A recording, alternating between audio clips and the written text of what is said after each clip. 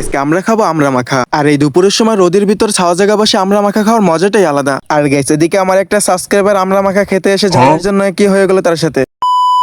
Guys প্রথমে আমরা ঘর থেকে বের হয়ে হাঁটতে হাঁটতে চলে গেলাম একটা আমড়া গাছের কাছে। তারপরে পারভেজ বাঁশ দিয়ে এখান থেকে কিছু আমরা পেরে নিল। আর গাইস নিচে যে আমড়াগুলো পড়ছে সেগুলো আমি একটা একটা করে সুন্দর করে গুছিয়ে একটা জায়গায় জমা করে রাখলাম। আর এখন একটা পলিথিনের ভিতরে সব আমড়াগুলো ভরে হাঁটতে হাঁটতে চলে যাচ্ছি যেখানে আমরা আমড়া মাখাবো সেখানে। আর এদিকে ওরা যা যা লাগে সেগুলো সবকিছু রেডি করে সুন্দর করে আমড়াগুলো সুলতাছে। আর আমি বাসায় এসে এখান থেকে কিছু শুকনা মরিচ ভেজে নিলাম। তারপরে আমি একটা পিরিজি করে শুকনা মরিচ আর একটু লবণ নিয়ে ওদের কাছে যাচ্ছি। আর এদিকে এসে দেখে ওরা দুজনে আমড়াগুলো সুলতাছে আর আমি সেই আমড়াগুলোকে সুন্দর করে পিস পিস করে কেটে নিচ্ছি। আর এখন আমার সব আমড়াগুলো পিস পিস করে কাটা শেষ গাইস। তারপরে শুকনা মরিচ আর একটু লবণ দিয়ে আমি সুন্দর করে সেগুলো ডলে নিচ্ছি গাইস। তারপরে একটু হাতের উপর কাসুন্দি ঢেলে আমড়াগুলোকে সুন্দর করে মাখিয়ে নিলাম। আর গাইস এখন আমরা সবাই মিলে আমড়া মাখা খাবো। তোমরা আমাদের চ্যানেলটাকে সাবস্ক্রাইব করে দাও। আর গাইস কোনো কিছু মাখা খাওয়ার শেষে লাস্টে বল চেটে খাওয়ার মজাটাই আলাদা। বাই দ্য ওয়ে গাইস আজকের এই আমড়া মাখাতে যে পরিমাণে ঝাল হয়েছে সবার রিঅ্যাকশন গুলি দেখবো যারা যারা খেয়েছে। रुको जरा सबर करो।